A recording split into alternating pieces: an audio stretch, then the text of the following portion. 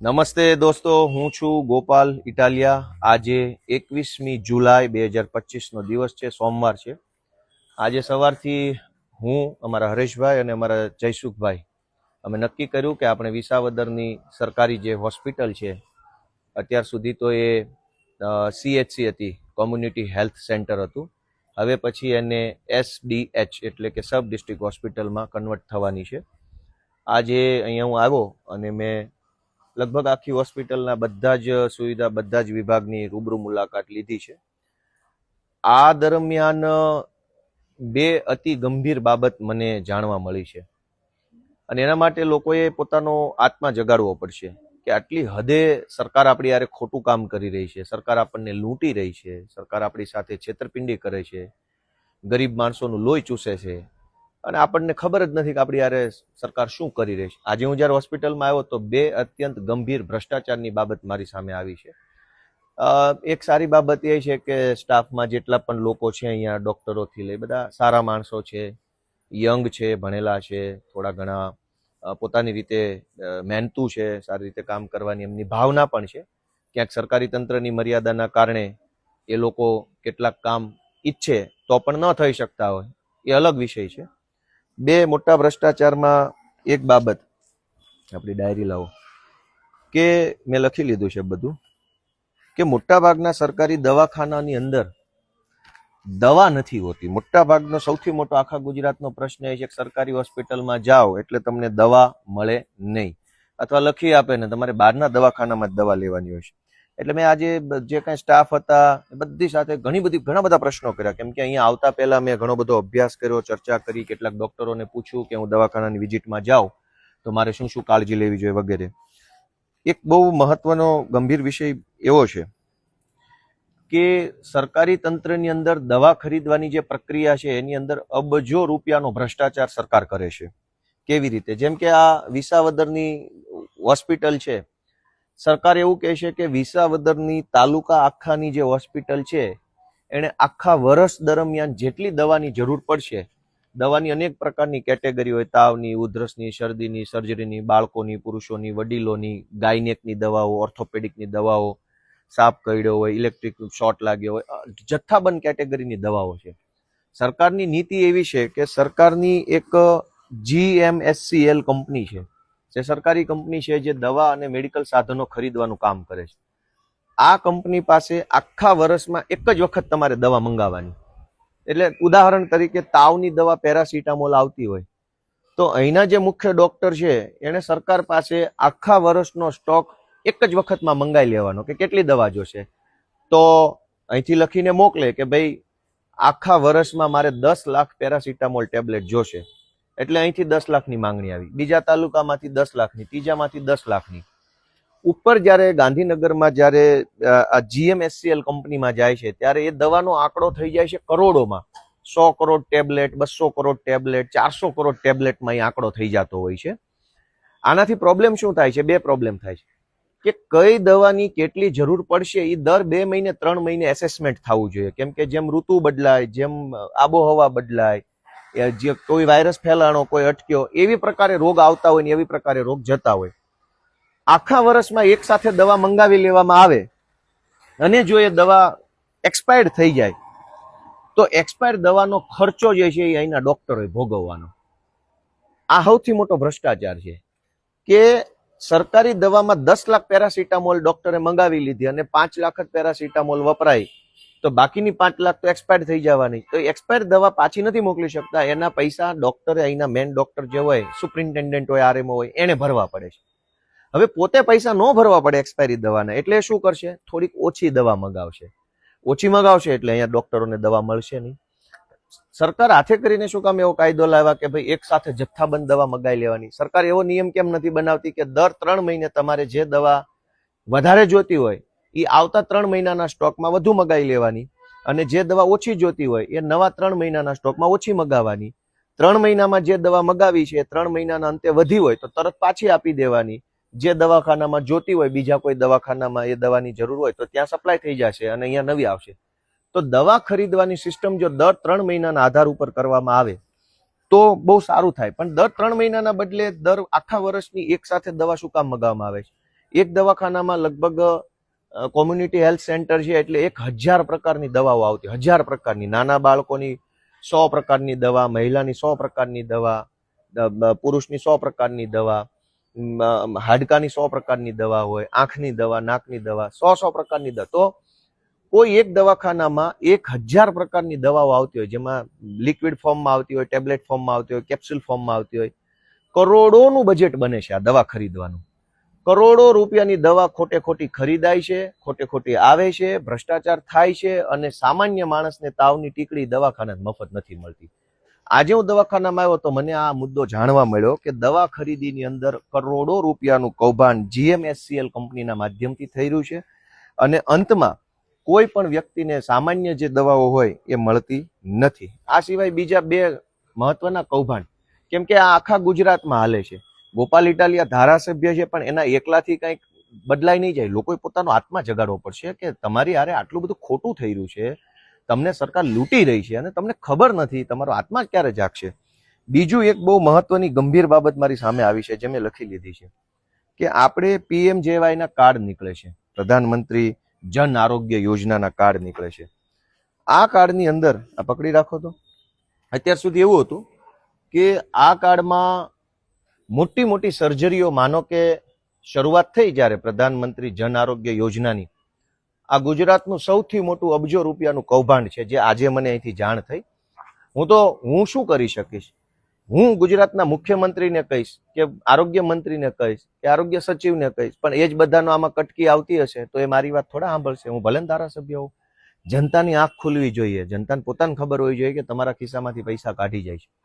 PMJY card જે છે એની શરૂઆત જ્યારે થઈ ત્યારે એ શરૂઆત એટલા માટે થઈ હતી કે જીવનમાં આકસ્મિક કોઈ મોટો ખર્ચો આવી જાય, 5 લાખનો ખર્ચો આવી જાય જીવનમાં, અચાનક કોઈ મોટું ઓપરેશન કરાવવું પડે, માણસના ખિસ્સામાં પૈસા ન હોય તો સરકાર એને 5 લાખની વેલિડિટી વાળું કાર્ડ આપે.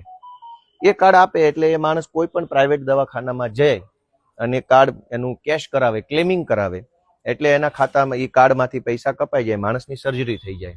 આ એનો મૂળ ઉદ્દેશ હતો. પણ હવે એક બહુ જ મોટું ષડયંત્ર, ભ્રષ્ટાચાર ચાલુ થયો. સરકારે શું નક્કી કર્યું કે હવે પછી તમામ રોગ A to Z, તમને શરદી થઈ ગઈ, ઉધરસ થઈ ગઈ, શ્વાસની બીમારી થઈ, તમને કૂતરું કરડી ગયો, તમને ઝાડા થઈ ગયા, તમને તાવ આવ્યો, તમને સામાન્ય ટાંકા લીધા છે, રસોળી થઈ, સામાન્ય એક્સિડન્ટ થઈ ગયું, આ બધી જ બાબતોને ફરજિયાત PMJY કાર્ડ એટલે કે પ્રધાનમંત્રી કાર્ડમાં નાખ્યું.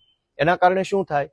આ સરકારી દવાખાનું છે, આ સરકારી દવાખાનું મફતમાં ચાલવું જોઈએ. કૂતરું કરડી જાય તો મફત સારવાર હોવી જોઈએ, તાવ આવે તો મફત સારવાર હોવી જોઈએ, તમને ઝાડા ઉલટી થાય તો પણ અહીંયા મફત સારવાર હોવી જોઈએ, તમને કોઈ રસોળી નીકળી છે મફત સારવાર હોવી જોઈએ, એક્સિડન્ટ થયું છે, સામાન્ય એક્સિડન્ટ થયું છે, 10-5 ટાંકા આવે છે તો અહીંયા મફત સારવાર હોવી જોઈએ.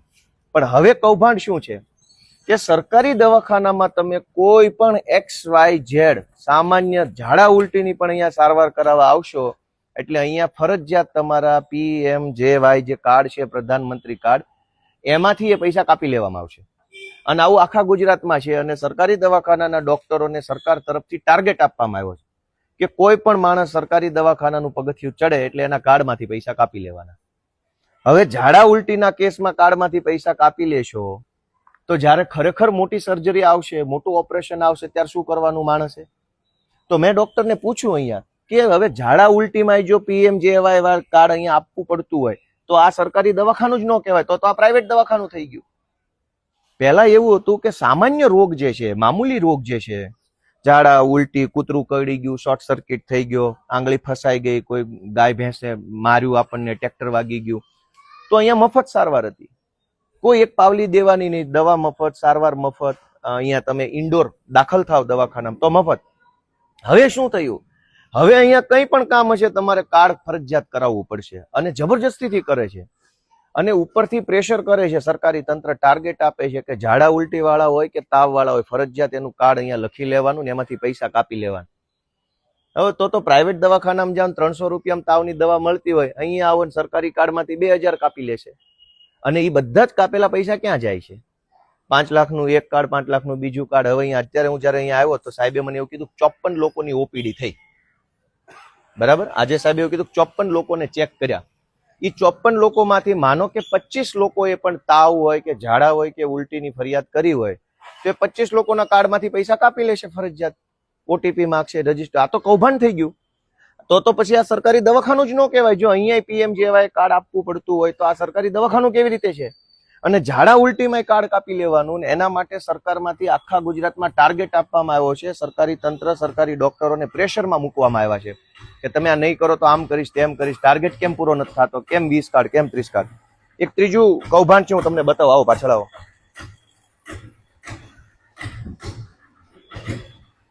ભાઈ આવો, જલ્દી આવો. આ ડાયરી રાખો તો રાખો.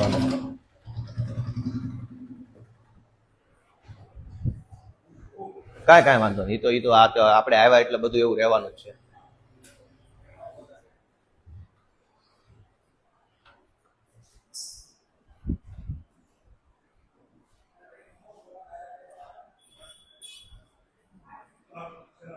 આમાં નહીં, આમાં જ છે.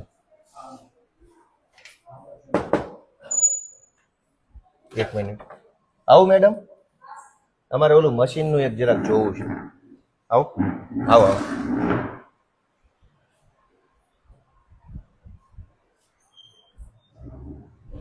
હવે આ એક મશીન છે. આ મશીન જુનાગઢ જિલ્લા પંચાયત દ્વારા, થોડોક આગળ કર્યો, જુનાગઢ જિલ્લા પંચાયત દ્વારા આ લેબોરેટરી ટેસ્ટિંગનું. આમાં શું માપી શકાય? SpO2, ટેમ્પરેચર એટલે કે તમારા શરીરનું તાપમાન, અહીંથી બ્લડ પ્રેશર કેટલું છે, આલ્કોહોલ ટેસ્ટ, ECG અને હિમોગ્લોબિન ટેસ્ટ માપી શકાય. એવું લખ્યું છે, હકીકત નથી. કોલેસ્ટ્રોલ માપી શકાશે. તો બ્લડ પ્રેશર માપવા માટે તો સામાન્ય રીતે ડોક્ટર અહીંયા લગાવીને પેલું હવા ભરે છે, પેલું મશીન આવે છે એનું માપવાનું, એનું નામ ભૂલી ગયો, એને શું કહેવાય?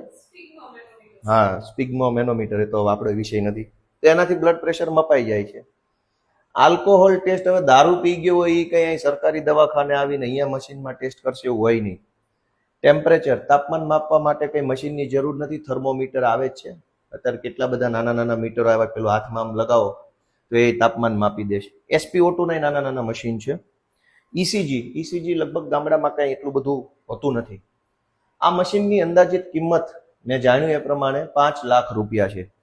આ ચાઇનીઝ મેન્યુફેક્ચરિંગ મશીન છે. આ ભારતની કંપની નથી. કોઈ જેન્યુન કઈ સારી કંપની હોય એવું લાગતું નથી. બધું બહારથી સારું દેખાય છે, બાકી આમાં કઈ છે નહીં. બધું ખૂણામાં પડ્યું છે. આને કઈ કોઈ જગ્યાએ આનો ચાલુ નથી, ખુલ્લું જ છે, ક્યાંય ચાલુ બાલુ નથી. 2 વર્ષથી પડ્યું છે. જુનાગઢ જિલ્લા પંચાયતમાં આજથી 2 વર્ષ પહેલા આખા જુનાગઢ જિલ્લા માટે આવા લગભગ બહુ મોટી સંખ્યામાં 5-5 લાખના આવા મશીનો ખરીદવામાં આવ્યા. દવાખાના વાળાએ માગ્યા નથી, કોઈને કઈ ખબર નથી. જિલ્લા પંચાયતે મનસ્વી રીતે 5 લાખના એક મશીન એવા 100 ખરીદ્યા હોય, 200 ખરીદ્યા હોય, ભગવાન જાણે. હજુ જાય છે એમાં. આવા મશીનો ખરીદી થોડા પાછા ઉપર, આવા મશીનો ખરીદી અને જબરજસ્તીથી બધા સરકારી દવાખાના મૂકી દીધા. જ્યારથી આવ્યા છે ત્યારથી આની પિન કોઈ લગાવી નથી. આ મશીનો બંધ પડ્યા છે. આની પાછળ કરોડો રૂપિયાનું કૌભાંડ જુનાગઢ જિલ્લા પંચાયતે આજથી 2 વર્ષ પહેલા કર્યું છે. આ મશીનનો કોઈ ફાયદો નથી, એટલા માટે કે જો કોઈ દર્દીએ ટેમ્પરેચર એટલે કે પોતાના શરીરનું તાપમાન, SpO2, ECG કે હિમોગ્લોબિન માપવું હોય તો પહેલા અહીંયા દર્દી આવવાનું, સ્ક્રીન ઉપર પોતાની ડેટા એન્ટ્રી કરવાની છે. મારું નામ આ છે, મારું ગામ આ છે, મારી ઉંમર આ છે, મોબાઈલ નંબર આ છે, એવું બધું નાખવાનું છે. પછી એના મોબાઈલમાં OTP આવશે, એ OTP અહીંયા નાખશો. પછી આ મશીન કામ કરશે, અને કામ કર્યા પછી 100% સારું કામ નહીં કરે. હિમોગ્લોબિન આ મશીનમાં માપશો તો એની એક્યુરસી એટલે કે ગુજરાતીમાં ચોકસાઈ 50% ચોકસાઈ નથી, કેમ કે ચાઇનીઝ મશીન છે આ તો. જે હિમોગ્લોબિન માપવાના અતિ આધુનિક મશીનો પેથોલોજીકલ લેબની અંદર હોય છે, એના કરતા સસ્તું ચાઇનીઝ મશીન 5 લાખની કિંમતનું અહીંયા દરેક સરકારી દવાખાનામાં જુનાગઢ જિલ્લા પંચાયતના વહીવટદાર કરતાઓએ મૂક્યું છે. આનો કોઈ ફાયદો 2 વર્ષથી આ મશીન બંધ પડ્યું છે.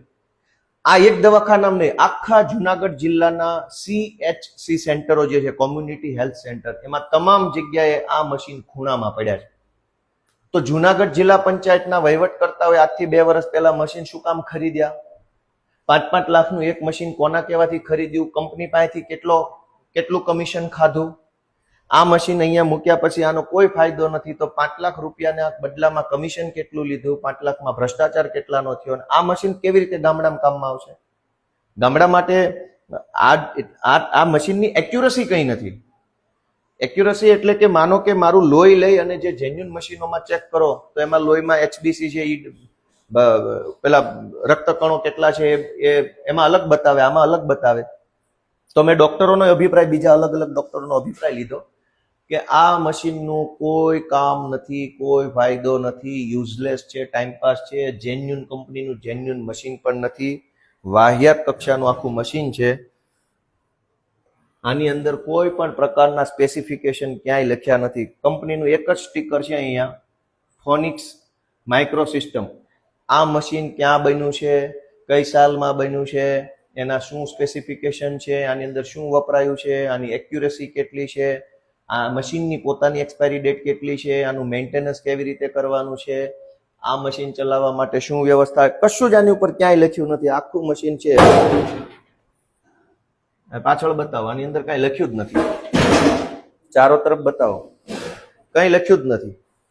એનો અર્થ એવો છે કે જુનાગઢ જિલ્લા પંચાયત દ્વારા આ બાજુ કોઈ બાજુ કઈ લખાણ જ નથી આનું. એટલે ચાઇનીઝ મશીન 5 લાખ રૂપિયામાં સરકારી દવાખાના મૂકી 5 લાખનો ભ્રષ્ટાચાર જુનાગઢ જિલ્લા પંચાયત દ્વારા આજથી 2 વર્ષ પહેલા કરવામાં આવ્યો છે. અને આ મશીન આખા જુનાગઢ જિલ્લામાં, ભાઈ આગળ પાછળ કશું જ કઈ છે નહીં, ક્યાંય કોઈ વસ્તુ લખી નથી. આ મશીન ક્યાં બન્યું, કોણે બનાવ્યું, આનો ઓથોરાઇઝ ડીલર કોણ છે, આની અંદર શું શું પાર્ટ્સ વપરાયા છે, આ મશીનની એક્યુરસી શું છે. બીજું કે આ ડેડ સ્ટોક રજિસ્ટર ઉપર નથી. સરકારી મશીન છે તો સરકારી ડેડ સ્ટોકમાં બતાવેલું હોવું જોઈએ, એવું નથી. દોસ્તો એક બાજુ કશું જ આનું કઈ કામ નથી. આ ફાલતુ વાહિયાત મશીનો આવા ચાલુ રાખજો. મૂક્યા છે. તમે કોણ? રહેવા દો, પછી કરો. તો આ મશીન જે મૂક્યા છે, આ મશીન જે મૂક્યા છે એ મશીન 100% ભ્રષ્ટાચાર છે. 100%, 1%, 5%, 50% નહીં. આખા જુનાગઢ જિલ્લાના તમામ સરકારી દવાખાનામાં કારણ વગરના, જરૂર વગરના, સાવ ખોટી રીતે જબરજસ્તીથી મશીનો મૂકવામાં આવ્યા છે. આ મશીનનો 2 વર્ષથી કોઈ ફાયદો નથી થતો. આ બાજુ અને આ મશીનો જે છે એ મશીન દ્વારા એક પણ દર્દીને એક પાવલીનું કઈ કામ નથી થયું. કેમ કે લોહીનો રિપોર્ટ કરાવવા માટે ખૂણામાં પડેલા મશીનનું શું કામ છે? એટલે આ વિસાવદરની ડિસ્ટ્રિક્ટ હોસ્પિટલમાં 3 કૌભાંડ જે છે આખા રાજ્યવ્યાપી. એક તો દવા ખરીદીનું કૌભાંડ જે આખા ગુજરાત રાજ્યમાં હાલે છે. બીજું કે ઝાડા, ઉલટી, તાવ એવા કેસમાં પણ PMJY માંથી પૈસા કાપવા માટે સરકાર પ્રેશર કરે છે ને આખા ગુજરાતના સરકારી દવાખાનામાં PMJY યોજનામાંથી જ હવે ઝાડા ઉલટીની સારવાર થશે. તો પછી આ સરકારી દવાખાનું જ નથી રહ્યું. ઝાડા ઉલટી માટે મારે કાર્ડમાંથી પૈસા કપાવવા પડે અને ઈ રેટ કોણે નક્કી કર્યા હોય? સામાન્ય રીતે ઝાડા ઉલટીની સારવાર 200-300 માં થઈ જતી હોય. PMJY માંથી કપાવો તો 2000 રૂપિયા કપાશે અથવા 1800 કપાશે. કેમ કે ઈ રેટ તો સરકારે નક્કી કર્યા હોય કે ઝાડામાં આટલા કાપવા, ઉલટીમાં આટલા કાપવા, શ્વાસ ચડતો હોય આટલા કાપવા, આંગળીમાં ફ્રેક્ચર થયો આટલા કાપવા, ટાંકા આવે આટલા કાપવા. એ તો હજારો રૂપિયા કાપી લેશે. અને એ રૂપિયા કોણ લઈ જશે? કેમ કે પાછું દવાખાનું તો સરકારી છે, ડોક્ટરનો પગાર સરકારી છે, મશીન સરકારી, પંખો સરકારી, લાઇટ બિલ સરકારી છે, દવાઈ સરકારી છે. તો એનો અર્થ એવો છે કે સરકારે ઓલરેડી પહેલેથી દવા માટે ખર્ચો કરી લીધો છે, પંખાનો ખર્ચો કરી લીધો છે, બધી જ વસ્તુનો ખર્ચો થઈ ગયો છે. તો પછી મારી સારવાર માટે બીજા 1800 છે ના કપાવાના? પ્રાઇવેટ દવાખાનામાં તો શું છે કે લાઇટ, પંખા, સ્ટાફ, દવા બધાનો ખર્ચો ચડતો હોય. મારી પાસેથી પ્રાઇવેટ ડોક્ટર જે ફી લે છે એમાંથી એનો ખર્ચો કાઢશે. આ દવાખાનામાં પહેલેથી ખર્ચો આવી ગયેલો છે, બધો જ ખર્ચો ડોક્ટરનો, પંખાનો, લાઇટનો. તો પછી હવે ઝાડા ઉલટીમાં હું જે 2000 રૂપિયા કાર્ડમાંથી કપાવીશ ઈ કોની પાસે જાય છે, ક્યાં જશે? તો એટલો મોટો ભ્રષ્ટાચાર છે. લોકોનો આત્મા જાગે એવી મારી વિનંતી છે. આવા 5 લાખનું મશીન એક કોઈ ઉપયોગ લાગ્યું તે દિવસથી આજ દિવસ સુધી સિંગલ ઉપયોગ નથી. કેમ કે ચાઇનીઝ મશીન છે, ફેક મશીન છે. ખાલી પતરાની પેલું પતરાનું એનું બોક્સ છે, એનું કેબિન, પતરાની કેબિન છે, આખી એલ્યુમિનિયમ પતરાની પેલું CNC કરેલી કેબિન છે અને એની અંદર થોડાક રમકડા છે, ડિસ્પ્લે છે, ચાલુ તો કઈ છે નહીં. આખા જુનાગઢ જિલ્લામાં, કેમ કે મેં જાણ્યું, ફોન કર્યો, બધારે વાત કરી કે આ શું છે, તો મને બધાએ કીધું કે ભાઈ આ તો કૌભાંડ છે, આમાં કશું એક પાવલીનું કામ નથી થતું. 5 લાખનું એક મશીન એવા આખા જુનાગઢમાં કેટલા છે વિચારો, CHC સેન્ટરો. કરોડો રૂપિયા આ લોકો ભાજપના માણસો સરકારમાંથી ખાઈ જાય છે, અને ગરીબ માણસને જ્યારે તાવ આવે ને ત્યારે સારી ટીકડી મળતી ને ટેબ્લેટ નથી મળતી. હું ધારાસભ્ય છું એ અલગ વાત છે, પણ એકલાથી શું થશે? લોકોનો આત્મા ક્યારે જાગશે? તમારો આત્મા નહીં જાગે ત્યાં સુધી આટલી હદે ભ્રષ્ટાચાર થાય છે. આજે મારો જન્મદિવસ છે, પણ હું જન્મદિવસ મનાવવાની મને કોઈ અંદરથી ખુશી નથી, કે અંદરથી મને આમ નથી ચલો આજે હું ખાલી આમ વાહ વાહ થઈ જાય એવા જ પ્રોગ્રામો કરું. આજે 21મી તારીખ જુલાઈ મારો જન્મદિવસ. હું એમ ઈચ્છું છું કે જે માન સન્માન ને સુવિધા ગોપાલ ઇટાલિયન મળે છે એ જ સુવિધા ગોપાલને મત આપનાર વ્યક્તિને કેમ નહીં? જે સુવિધા મુખ્યમંત્રીને મળે છે એ જ સુવિધા મુખ્યમંત્રીને મત આપનાર વ્યક્તિને કેમ નથી મળતી?